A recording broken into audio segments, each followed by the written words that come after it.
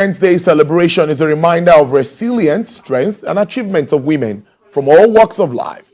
The 2024 edition of the annual event is tagged Invest in Women, Accelerate Progress, which serves as a call to action for individuals, organizations, and government to take concrete actions that advance gender equality by investing in women. Let's get talking now. Yes, I'm being joined by the Director General, Lagos Chamber of Commerce and Industry. That's Dr.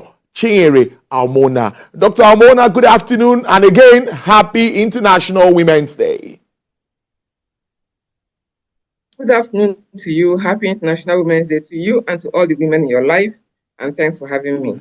Thank you so much. That's a good one. So I need to get home and be able to go in. If I don't talk to a woman today, then there will be a problem. But there's a lot of celebration and talks around women today, talking about achievements and contribution to national development. Do you think women are where they should? And what should be done to help them to get to that point that they will really want to get to? In the last couple of years, and a lot has been done and said. I think more has been said than done, but a lot has been said and done about women progressing both in the political terrain and in the corporate terrain and in the home terrain, everywhere.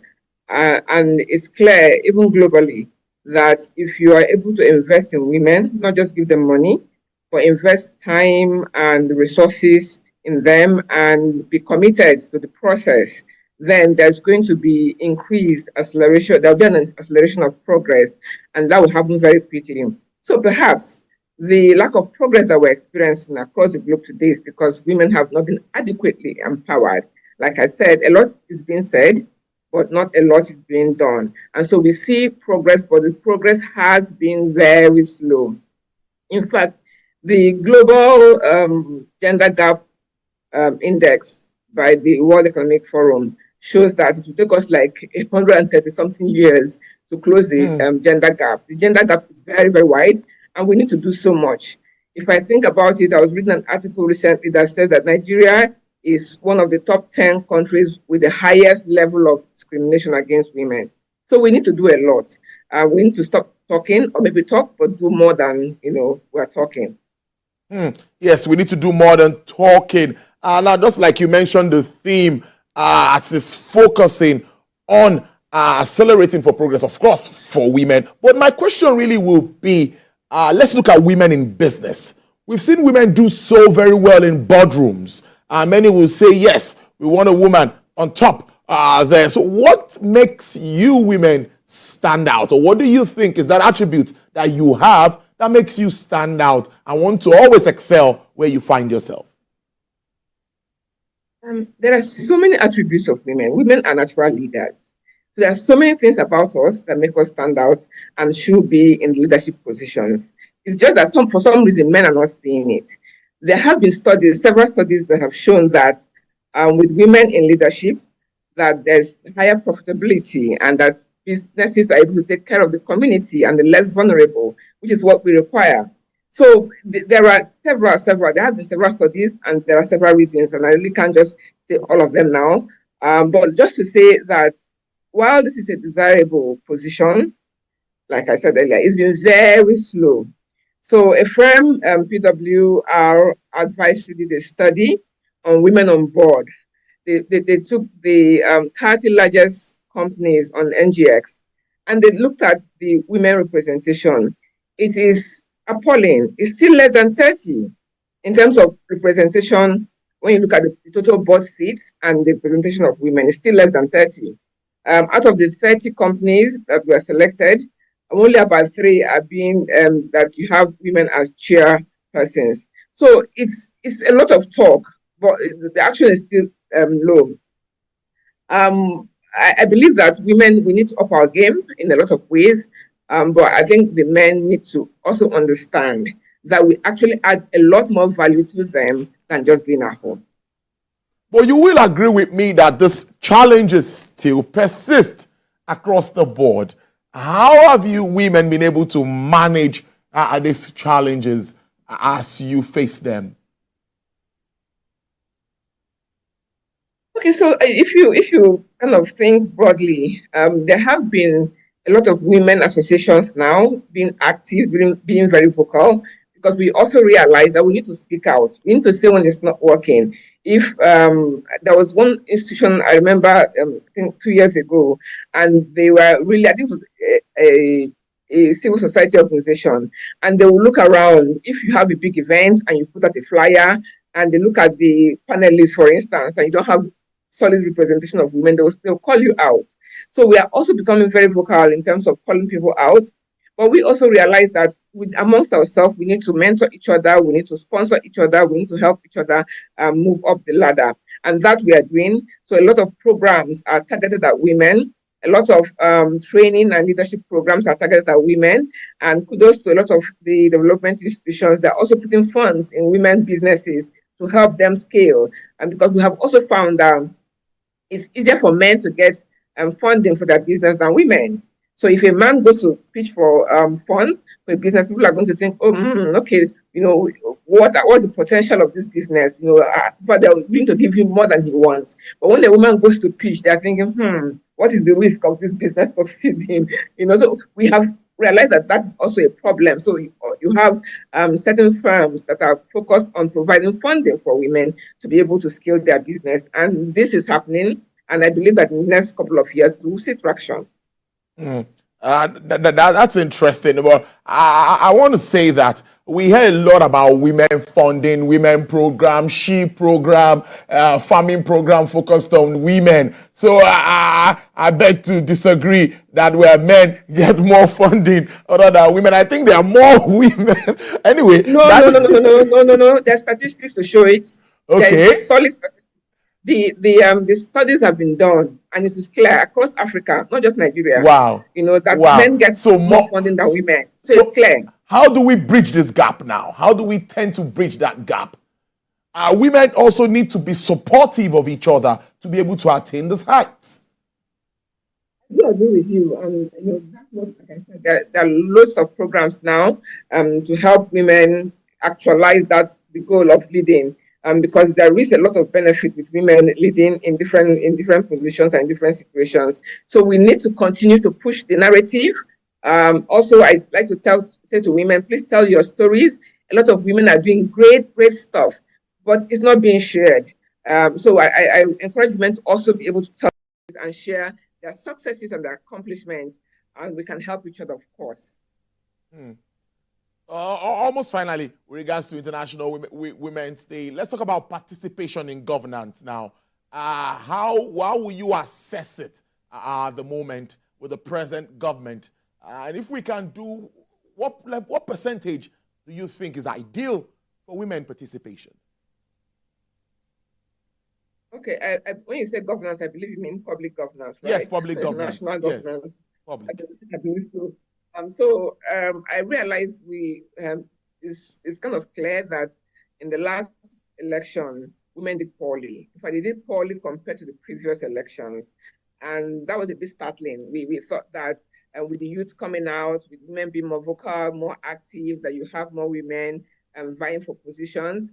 But then we also realized that some of these, when we get to the point of vying for positions, we're actually almost at the tail end of the value chain. At the point of the party leadership at the grassroots, that's where we need to start doing the work, not expect them to emerge without all the work being done at the beginning. So we need to understand and get back to the base and do that. But generally, it's been like, even with corporate leadership, it's been slow, and the percentages have not been encouraging. But we continue to speak. I think in 2019, there was an outcry when women went to the streets to say, we are at least 30%. We don't have that. It's a pittance what we have today, even in National Assembly and the Senate. It's so tiny that it's almost embarrassing to mention it. But we need to continue to push the narrative. We need to continue to speak. We need to continue to act and ensure that we are active in governance. I think I also know that a lot of women are active when it has to do with private sector participation now. Talking about what I said earlier, boards, being members of boards, being CEOs of companies, and all of that. So looking at that, where do you think that we will see women talking about taking the right position moving forward? I beg your pardon now. How do you expect government? Please, we need to take a break and we'll continue this conversation. I beg your pardon. DG, we'll take a break, and when we come back, we'll continue the conversation.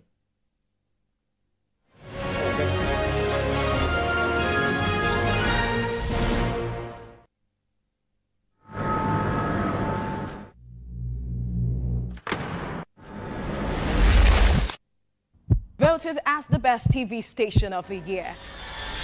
TVC News breaks into the core of every event as they happen.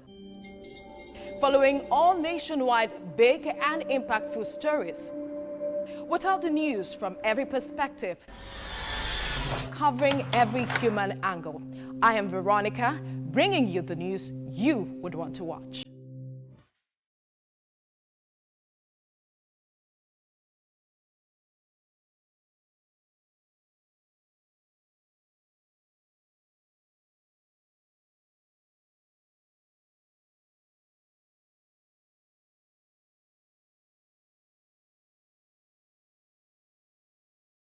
Experience information and entertainment like never before as TVC Breakfast takes your weekends to a whole new level. Introducing TVC Breakfast Weekend Edition, your ultimate source of thrilling sports updates, insightful political analysis, and captivating entertainment news. Stay in the know with what's trending, catch up with the latest in sports, and immerse yourself in the latest buzz from the world of music and movies. Your weekends are no longer just days off, but moments packed with knowledge, excitement, and enjoyment. TVC Breakfast Weekend Edition, only on TVC News.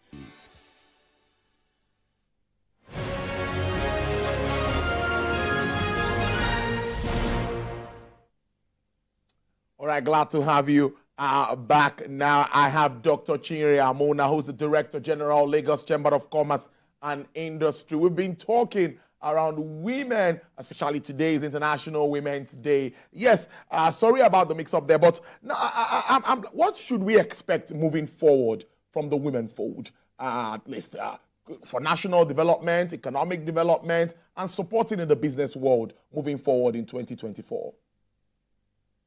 So earlier, before we went on break, you did mention that women seem to be active in the corporate world. Yes. When you say talk about women being active and you thinking that women are active on boards, I am almost tempted to be happy that perhaps you're hearing the right things.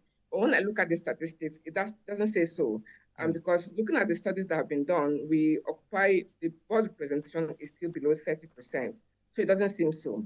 However, I know that Nigeria, we actually have a constitution on gender equality and non-discrimination. But the fact that we have that hasn't stopped us from being among the 10 top countries with the highest level of discrimination against women and disparity in every other thing. When I looked at the World Economic Forum Global Gender Gap Indicator, it shows that Nigeria is 139 out of 156 countries with the widest gap. So there is a lot to be done. And when I think of how do we move forward from here, women have prepared themselves. We are ready. A lot of times when I speak to men, they say, oh, we can't find the women to put on boards. That's not true. There are several women associations. The Chamber of Commerce will have a women group, and there are women who are skilled, who are ready to be in the place of leadership. So there are women who are trained and ready. I don't like to talk about quota because I feel that women should roll up their sleeves and work and earn that leadership position. But perhaps a quota can push the narrative, can push us towards where we want to be. If there is a government position that says 30% or 20% or whatever it is, and stick to it and actually implement it, perhaps people will go out and look for women to put in those positions. Because if women are in the right positions, they contribute enormously to national development. They contribute enormously to everything. It's been shown that if women were in the right places, if we can earn the same thing as men, We're able to encourage our children to go to school. We're able to encourage in terms of healthcare, community development. Women do all of those things. So it is time to have women where we should be, in the place of leadership, and we'll see things getting better in this country. Interestingly, on a lighter note, one of my colleagues is mentioning that women should take responsibility now. Pay the school fees. We will do the supporting as men. That's just on a lighter note, though. What would you say to that? We do as well. Even the little pay that we have, we actually contribute significantly. Anybody should challenge. Of course, the support. Of course, the support was always come from our both men sides. folks every time. Yeah. Yes. I must thank you, DG. Today we're not going to talk about any other thing. We'll leave that for another time. Today is for women. Let's celebrate women and let's leave it at that. I must thank you so much. Interesting conversation. Director General, Lagos Chamber of Commerce and Industry, Dr. Chiri Amuna. Enjoy the rest of the day. You too. Bye-bye. Yeah, bye. All right, there. Coming up next on the show, let's look at some hard